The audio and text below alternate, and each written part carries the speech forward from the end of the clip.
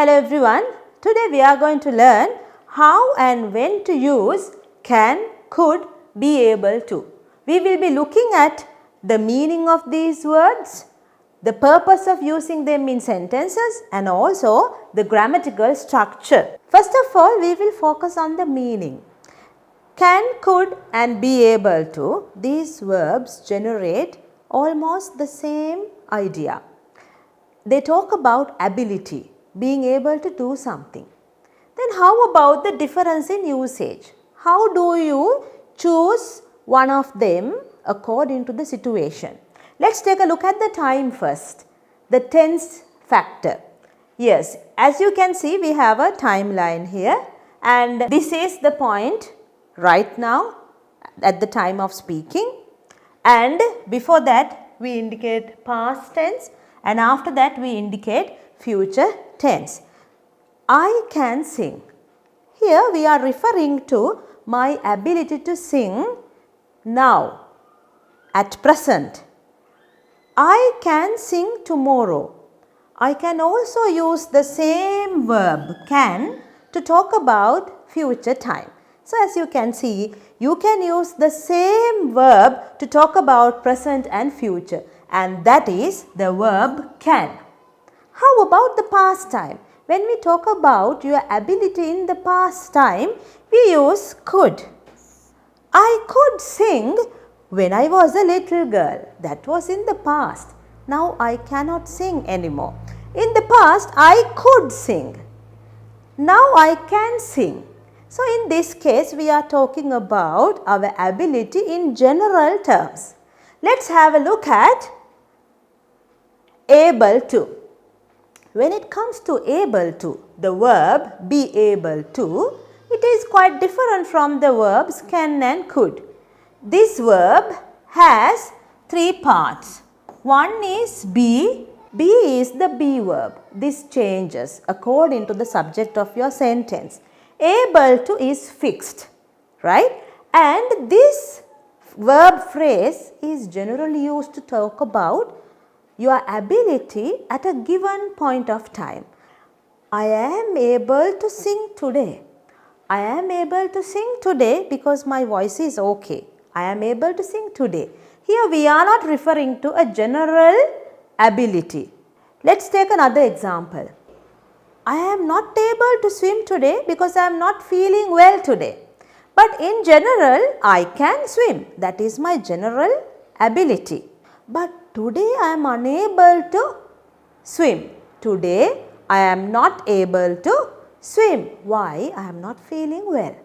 That is the difference between using be able to and can and could. Again, we can refer to the timeline.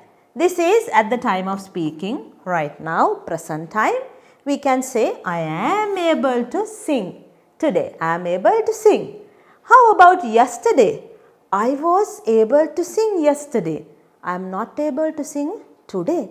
I was able to sing yesterday. So in this case, we are referring to the past time. How about tomorrow? I will be able to sing tomorrow. That is future time. So as you can see here, you need to change the be verb in all these cases in order to match with the time, the tense, and also to match with the subject. Let's see how. With the verb I, we always use am in the simple present tense. So here I am able to swim today. With these subjects, he, she, Tina, we use the be verb is. The rest of the sentence stays same. Able to swim today. He is able to swim today. She is able to swim today. Tina is able to swim today. How about the plural subjects? We are able to swim today. You are able to swim today.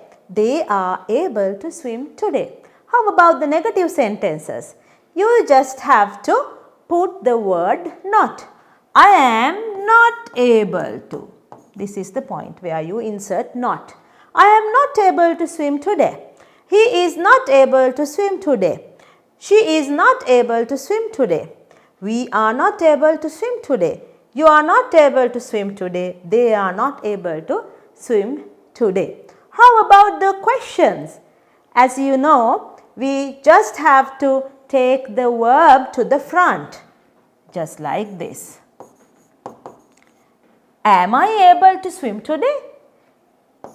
Is she able to swim today? Is he able to swim today? Are you able to swim today?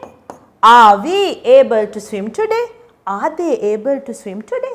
When you change the tense, when you are using the word be able to, you will have to use your knowledge about be verbs here. When it is the present tense, you will be using 3 be verbs: am, is, are. When it is in the past tense, you will have to use either was or were. Were is used with all the plural subjects, was is used with all the singular subjects. Am is always used with I, is with all the singular subjects, are with all the plural subjects in the present tense. How about the future tense? There you are using will be on behalf of both singular and plural subjects. Shall we read these sentences? I am able to swim today. She is able to swim today. Past tense, I was able to swim yesterday. They were able to swim yesterday, plural. Future tense, I'll be able to swim tomorrow. She will be able to swim tomorrow. They will be able to swim tomorrow.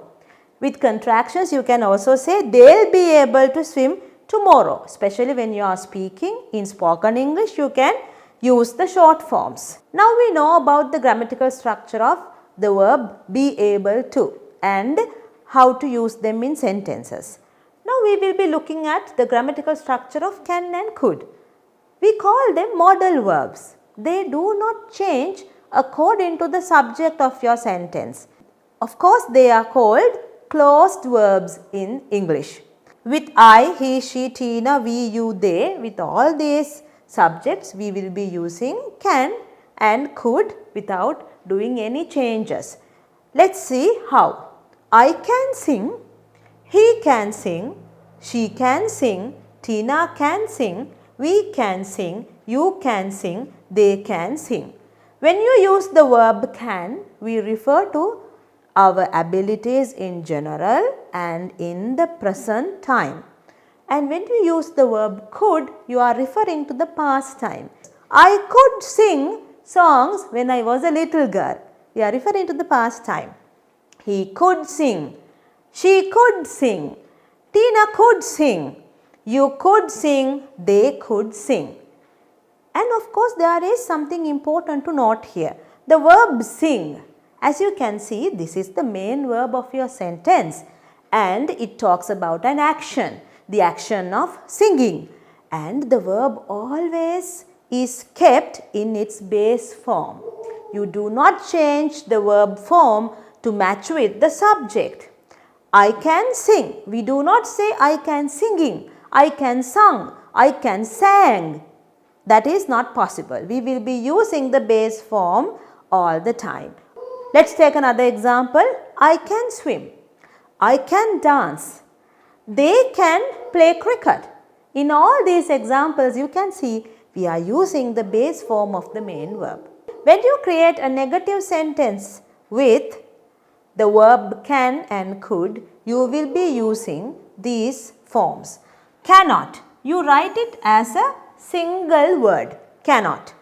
And contraction or the short form is can't. How about the verb could? You use could along with the word not and as two words, could not. The short form is couldn't. I cannot speak English, he cannot speak English, she can't speak English, the short form. Tina can't speak English, we can't speak English, you can't speak English, they can't speak English. And when you talk about the past time, I could not speak a word that day. I was so shocked. I could not speak a word. I could not speak a word that day.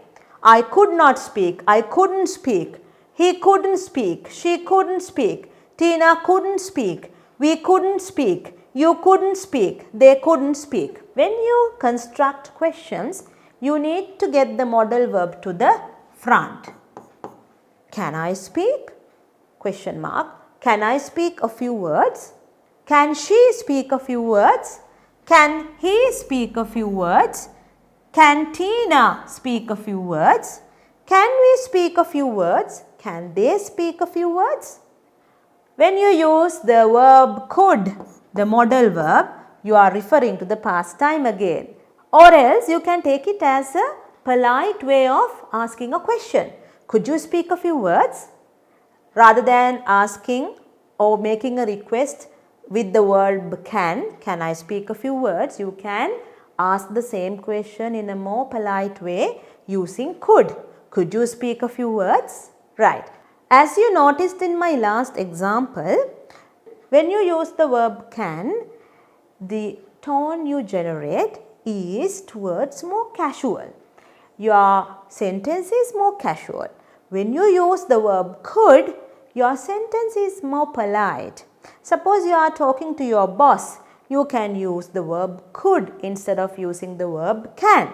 Let's take a look at an example. Can you send me your report? You are talking to your colleague and you ask, can you send me your report? You are making a request. But suppose you are talking to your boss, you can be more polite. You can use the verb could.